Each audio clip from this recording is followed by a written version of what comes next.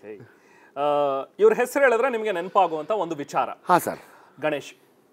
ಗಣೇಶು ನನಗೆ ಆ ಗಣೇಶ್ ಕಷ್ಟಪಟ್ಟಿದ್ದು ನೋಡಿ ನಂಗೆ ತುಂಬ ಬೇಜಾರಿದೆ. ಅಂದರೆ ನಾವೆಲ್ಲ ಕಷ್ಟದಲ್ಲಿದ್ವಲ್ಲ ಸರ್. ಸೊ ಹಂಗಾಗಿ ಅದನ್ನು ನೆನೆಸ್ಕೊಂಡ್ರೆ ಇವತ್ತು ದೇವ್ರು ಚೆನ್ನಾಗಿಟ್ಟಿದ್ರಲ್ಲಪ್ಪ, ದೇವ್ರು ಇನ್ನೂ ಖುಷಿಯಾಗಿಡಲಿ ಆ ಮನುಷ್ಯನ ಅಂತ ಕೇಳ್ಕೊತೀನಿ. ಓಕೆ.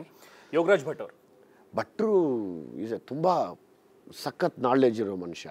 ತುಂಬ ನಾಲೆಡ್ಜ್ ಅಂದರೆ ತುಂಬ ಓದ್ಕೊಂಡಿದ್ದಾರೆ, ತುಂಬ ಜ್ಞಾನವಂತ ಅವರು. ಅವ್ರು you can do anything if you needs ಅಲ್ಲ, ಯು ಕ್ಯಾನ್ ಡೂ ಎನಿಥಿಂಗ್. ಅದ್ರ ಅವರು ಸಿನಿಮಾಗಳು ಫ್ಲಾಪ್ ಆದಾಗ ಬೈತೀನಿ ನಾನು. ಡೈರೆಕ್ಟಾಗಿ ಫೋನ್ ಮಾಡಿ ಕೆಟ್ಟ ಮಾತಲ್ಲಿ ಬೈತೀನಿ. ಓಕೆ. ದುನಿಯಾ ಸೂರಿ.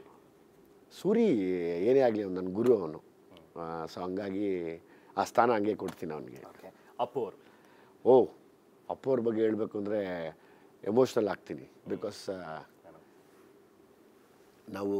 ನಾನು ಇಂಡಿಪೆಂಡೆಂಟ್ ಡೈರೆಕ್ಟರ್ ಆದಾಗ ಅವ್ರನ್ನ ಅಪ್ರಿಷಿಯೇಟ್ ಮಾಡಿದ್ದು, ಮತ್ತು ಅವರು ನನ್ನ ಸಿನಿಮಾ ಹಾಡನ್ನ ಬಾಯಲ್ಲಿ ಇಟ್ಕೊಂಡು ಆ ಹಾಡನ್ನ ಸ್ಟೇಜ್ ಮೇಲೆ ಆಡಿದ್ದು ನಾನು ಯಾವತ್ತೂ ಮರೆಯೋಕ್ಕಾಗಲ್ಲ.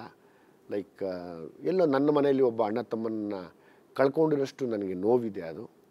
ನಂಗೆ ಹಂಗಾಗಿ ಅವ್ರು ನೆನೆಸ್ಕೊಂಡಾಗೆಲ್ಲ ಎಮೋಷ್ನಲ್ ಆಗ್ತೀನಿ ನಾನು. Okay.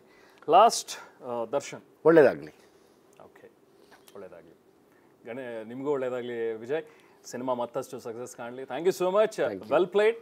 Rapid fire. Thank you sir.